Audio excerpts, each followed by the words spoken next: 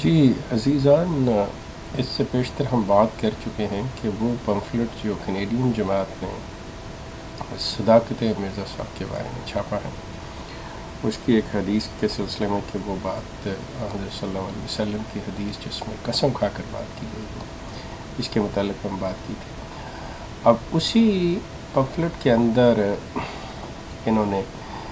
ایک جو دوسری ان کی صداقت کے لیے ایک چیز کو بیس بنایا ہے،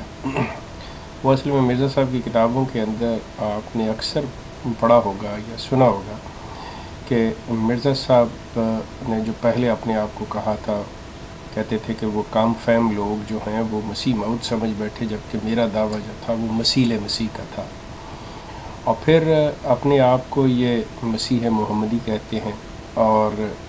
حضرت عیسیٰ علیہ السلام کو مسیح موسوی کہتے ہیں۔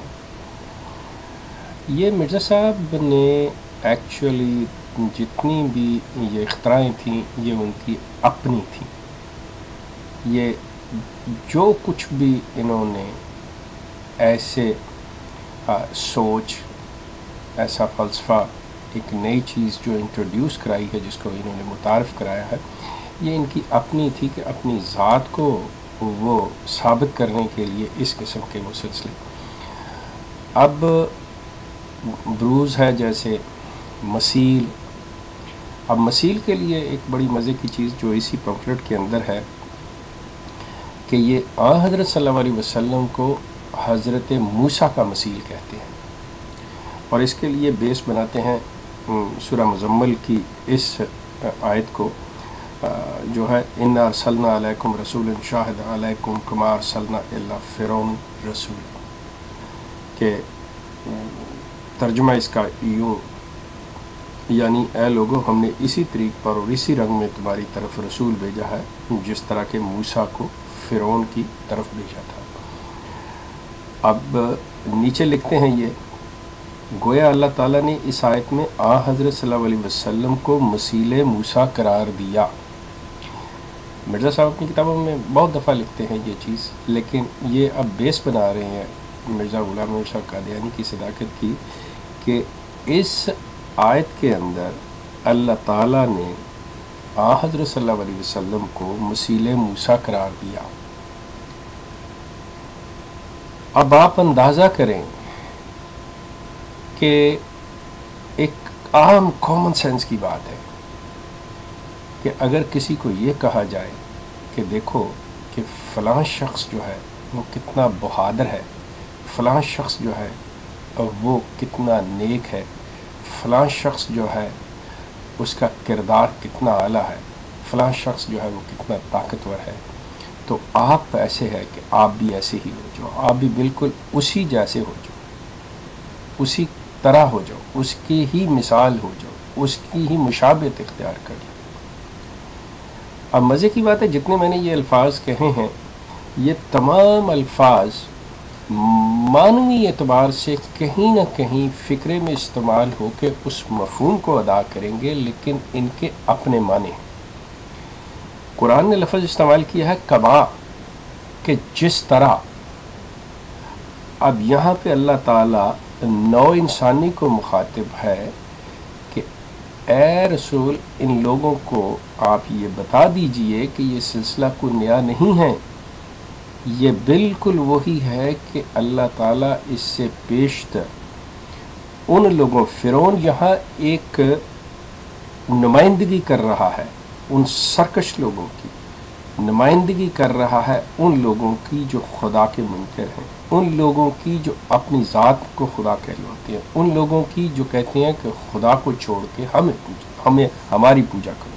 ہمیں مانو۔ یہ وہ بتایا کہ ان لوگوں کا انجام کیا ہوا، ان کی طرف ہم نے رسول بھیجے، انہوں نے سرکشی اختیار کی اور ان کا کیا انجام۔ یہ کیا فرما رہے ہیں کہ یہاں یہ مراد ہے کہ جس طرح فرعون کی طرف حضرت عیسیٰ بھیجے گئے، اسی طرح ہم نے تمہاری طرف یہ رسول یعنی حضرت صلی اللہ علیہ وسلم کو ان لوگوں کی طرف بھیجا، تو اس سے مراد ہوا کہ حضرت موسیٰ کے مسیل ہو گئے۔ اب آپ مرزا صاحب کی یہ قرآن فہمی اور باقی پوری جماعت کی قرآن فہمی پہ بھی یقین کیجئے سر پیٹنے کو جی کرتا ہے کہ یہ لوگ کہتے ہیں، اور مرزا صاحب کا بھی دعویٰ ہے کہ انہیں اللہ نے قرآن کا علم دیا تھا۔ میں عرض کروں کسی قسم کا مطلب خیر میرا کوئی علم نہیں، میری کوئی بات نہیں کہ یہاں پہ کما کو مسیل کے معنوں میں لے کے آنا کہ جس طرح آپ کو یہ کہا جائے کہ آپ بھی اسی طرح کام کر لو جس طرح فلاں بندے نے کیا، تو کیا آپ اس کے مسیل ہو گئے؟ کیا آپ وہی بندے ہو؟ اور پھر مسیل جو ہوگا وہ ڈیفینیٹلی جو اصل ہے اس کی شان بڑھ کے ہوگی، مسیل جو ہوگا وہ اس کے برابر نہیں جا سکتا۔ اگر حضرت موسیٰ کے مسیل ہیں حضرت صلی اللہ علیہ وسلم، تو حضرت صلی اللہ علیہ وسلم کی یہ شان کم ہو رہی ہے،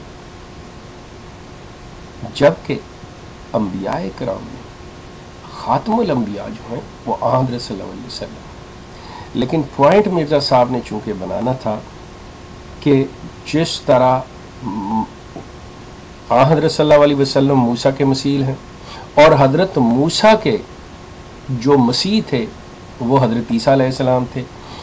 اسی طرح حضرت صلی اللہ علیہ وسلم کے جو مسیح ہیں وہ میں ہوں، اور اپنے آپ کو مسیح محمدی کہتے ہیں۔ آگے چل کے لکھ رہے ہیں، آپ اس میں دیکھ لیجیے۔ یہ شروع کرتا ہوں وہیں سے ہی۔ گویا اللہ تعالیٰ نے اس آیت میں حضرت صلی اللہ علیہ وسلم کو مسیح موسیٰ قرار دیا، پس معلوم ہوا کہ سورہ نور کی آیت استخلاف میں من قبل ہم سے مراد امت موسوی ہے۔ اب ہم امت موسویہ کے خلفاء کی طرف نظر ڈالتے ہیں تو دیکھتے ہیں کہ ان میں حضرت موسیٰ کے بعد کثرت کے ساتھ خلفاء قائم کیے گئے جو تورات کی خدمت کے لیے آتے تھے۔ اب یہ انبیاء کو خلفاء کہہ رہے ہیں۔ بالآخر حضرت موسیٰ سے 1300-1400 سال بعد حضرت عیسیٰ آئے جو حضرت موسیٰ کے خلفاء میں سب سے افضل تھے۔ اب ان سے مراد کے جو آئے خلیفے مطلب وہ تھے نبی سارے جن کو خلیفہ کہہ رہے ہیں، اور جو حضرت عیسیٰ آئے جو حضرت موسیٰ کے خلفاء میں سب سے افضل تھے، میننگ کہ یہاں اب انہوں نے حضرت عیسیٰ علیہ السلام کو انبیاء سے اتار کے ان کا خلیفہ کہ وہ خلیفہ اور اس میں افضل تھے۔ امت موسویہ کے خاتم الخلفاء تھے۔ اب امت موسویہ کے خاتم الخلفاء بھی انہوں نے خود بنا دیا، افضل خلیفہ بھی انہوں نے بنا دیا۔ یہ تمام سٹیج کس کے لیے تیار ہو رہا ہے؟ آپ غور کیجئے کہ یہ تمام سٹیج کیسے تیار ہو رہا ہے کہ پہلے رسول اللہ کو مسیل موسیٰ قرار دیا جا رہا ہے، پھر حضرت موسیٰ کی امت میں خلفاء لائے جا رہے ہیں، پھر ان خلفاء میں سب سے افضل جو ہے حضرت عیسیٰ علیہ السلام، اور حضرت عیسیٰ کو ہی خاتم الخلفاء کہا جا رہا ہے، جبکہ ایک سمپل قرآن کی بات ہے کہ ہم نے یہ انبیاء بھیجے، کریا کریا بستی بستی، چند انبیاء کے نام ہیں، باقی انبیاء کے اگر قرآن نے نام نہیں لیے، لیکن یہ کہا کہ ہم نے بستی بستی کریا کریا نہیں بھیجے۔ اب انہوں نے کیا کیا؟ انہوں نے کہا کہ جی حضرت موسیٰ کے بعد جو تورات کی مطلب تعلیم کے لیے، تورات کی خدمت کے لیے وہ خلفاء آتے رہے، اور ان میں افضل جو تھے اور خاتم الخلفاء جو تھے حضرت عیسیٰ تھے۔ اب ایک نبی کو، ایک اللہ کے رسول کو یہ خاتم الخلفاء اور افضل خلفاء بنا رہے ہیں، کس لیے؟ آئیے میں بتاتا ہوں کہ کس لیے۔ پس جب سلسلہ خلفاء میں امت محمدیہ کی مشابہت امت موسویہ کے خلفاء کے ساتھ بیان کی گئی، یہ یہاں سے یہ سلسلہ جاری رہے گا، میں یہ بات ہم یہیں پہ ختم کرتے ہیں، لیکن یہ سلسلہ اس اگلی ویڈیو میں یہیں سے ہم دوبارہ شروع کریں گے۔